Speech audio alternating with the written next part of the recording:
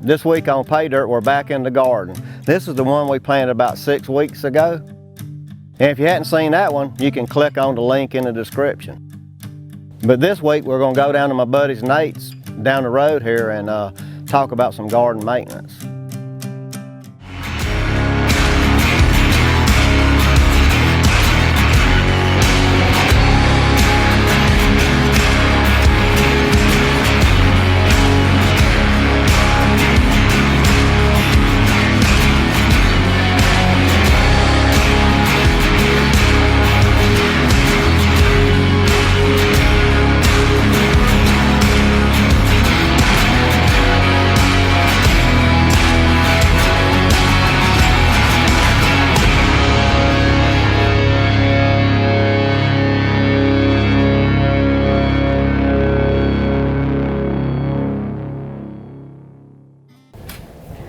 Nate, man, you doing all right? Yes, sir. How about Mr. Roger?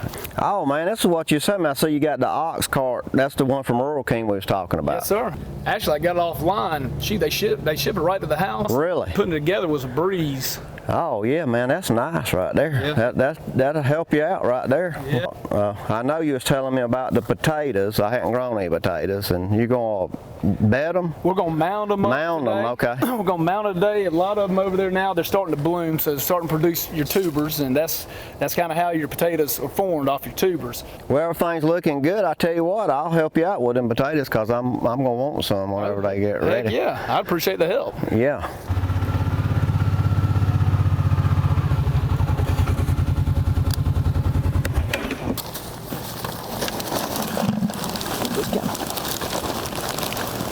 Mix them 50-50. I'm trying. So we're going to mound the potatoes with this. Yes, sir. Yes, Now, sir.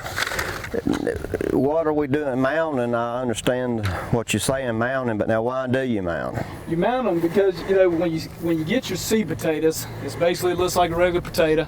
Looks like potatoes that you done left in the pantry too long. Yeah. They start to get heads on them. And you'll cut them up, you know, I usually cut my seed potatoes when I have about 2 heads sticking out of them. And then once you cut them, you need to leave them in a temperature, a pretty well temperature, like just leave them inside. I leave mine inside the laundry room, you know, I don't leave them out in the sun or nothing like that. But they need to dry out and scab over before you put them right in the ground to keep them from rotting. I dug a hole where all these potatoes are that's about the equivalent of a 5-gallon bucket. And I put them under the ground, and I put probably about 6 inches of topsoil and manure on them. And as these potatoes grow, they'll pop through that surface. And every time they pop through the surface, I cover them up again. Yeah. And they'll keep growing, keep growing. So as you can see, they've reached about the top of what a 5-gallon bucket would be if it was in the ground. But once it does that, you'll see they're starting to get blooms on some of these bigger ones right here. And these back here. And when they start to bloom, and you're starting to see them right here, they're not open, but they're starting to make tubers. They're starting to make your potatoes now. So Right. now we need to keep mounting them because a lot of those potatoes, you would think the potatoes form right there where that seed potato is, but actually they're forming above it. And they're forming as your So them plant. roots are spreading, and that's where your potatoes are growing on the end of those. So you just keep mounting, keep mounting. covering. Like today, with these, they're becoming a little bit more mature now. So, you know, I'll probably will mound these up at least to, you know, a little bit over ground level. And that's what I'm going to try to do with all these. These right here have almost reached full maturity. I'm still going to start adding some soil on them, but obviously I'm not going to get it as high. You spread that out evenly? Yes, sir. Yes, sir. We can spread it out. I've never personally had an issue with just covering them up. So that's the way I do it. But like I said, other people they might not feel as comfortable covering the whole plant up. But I've never had an issue with it since I've been doing it. So that's kind of I just do what I'm familiar with. Right? I got you.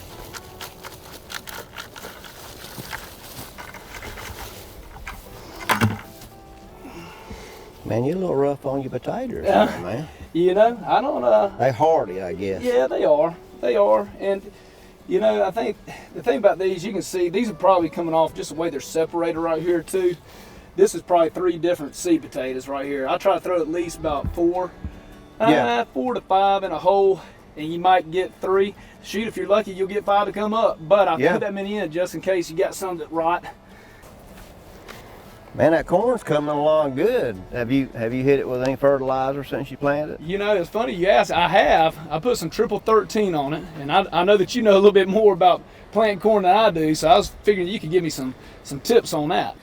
You know, if you got it, that's fine. I mean, usually, you know, that corn really requires a lot of nitrogen, so the higher nitrogen you get, or even, you know, straight nitrogen go in there. You can't just, you know, don't overdo it with straight, but the corn loves nitrogen, so.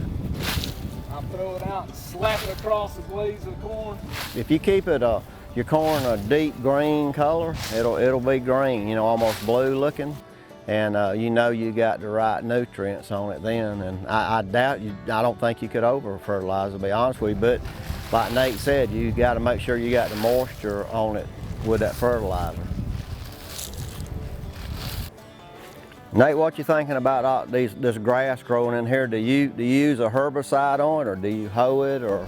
You know, I've kind of let it get out of control this year. I usually do a much better job of staying on top of it, but no, what I usually do is use like a hula hoe. And you know, a hula hoe is kind of a odd-shaped hoe, where when you go to hoe the weeds, it'll go underneath the weeds, cut the root, and it'll lay the weed on top of the ground. You know, so that's what I usually do. You know, I'm kind of leery just to get in here with any kind of Roundup or anything like that, just because you got peppers starting to come, you got tomatoes starting to come up too. I feel like I just need to go there manually and just work my butt off and sweat a little bit. Man, I just noticed that. I didn't realize that they had a dump, that thing dump. Oh yes sir, it does. It does. It actually does pretty well. It'll dump everything right on out for you. And that's pretty cool right there. You got a little swivel there to it too. So I mean, you can almost dump it. You almost pull up to it and swivel it around and dump it on the side. Yeah, that's nice there. That'll work out. We can actually throw them weeds in there. Hey Nate, I'm sorry. I don't think this pepper plant was gonna make it anyway.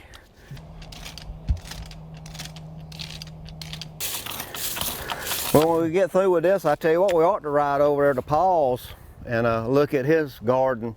You know, because he hadn't got water. We're obviously blessed with having water right here next to our gardens, but he hadn't. He's got a pump set up, and he's been irrigating out of that lake.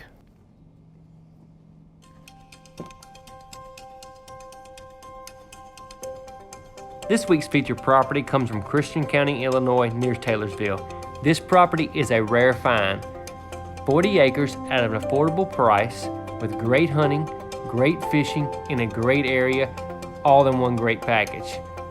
This property has great deer hunting with several mature bucks running through the area last year, mature timber, and a beautiful creek that makes for a great place for your wildlife to water and a great place to catch fish at and have fun with family year round.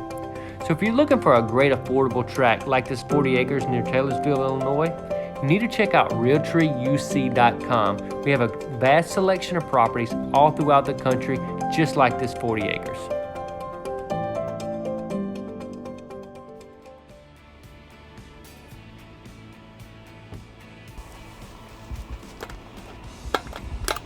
This is a ticket here. This gas pump right here is the way to go. You know, we used to have to bring a generator down here and plug up the other pump to get the water out of the pond. This is definitely the ticket. You know, Paul, he don't really have a good spot to plant around his house. So this place right here on top of his dam actually gets the most sunlight, and he just don't have a way to water it. You know, so actually he started his first garden up here last year. It did really well, and it took us a lot of work. So he bought this gas pump, and so we just kind of trade off times coming up here and watering it, and it's kind of a little, I guess, a joint effort. These little old pumps are super nice, and they're easy to operate. You just take this little old cap off right here, and this is where you prime it, which it's got water in there now. And so it's already primed. It's holding. He's got a foot valve on there, obviously, to hold the water. You can pick these up at Rural King. Nice little pumps come in handy all the time for just all kind of uses.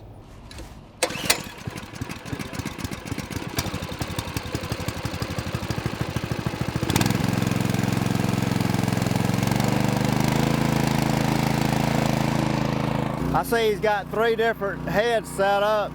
Looks like you just disconnect and hook up to each one, and that'll cover the whole garden with them 3 different heads like that. Right down the road at the farm, we got 1 3/4 night before last. So you see how dry your garden already was, so that gives you an idea how fast that water can go when you got that sun out and it's hot. If you put it, if you put a rain gauge out there on that, like it's watering, it'd take a while to get you inch or 2 inches of rain in it. That's right. All right, Nate, how long you gotta leave that pump running? We usually just let it run until it runs out of gas. I got you. All right, man, well, I appreciate everything. I appreciate you going through your garden. I appreciate you coming to help me. Man, I tell you what, it's looking good, and what we'll do is we'll just come back and check on you, and we'll go through all the gardens again here, and when everything starts coming off. Yeah, we'll go through and harvest some together. There you go. All right.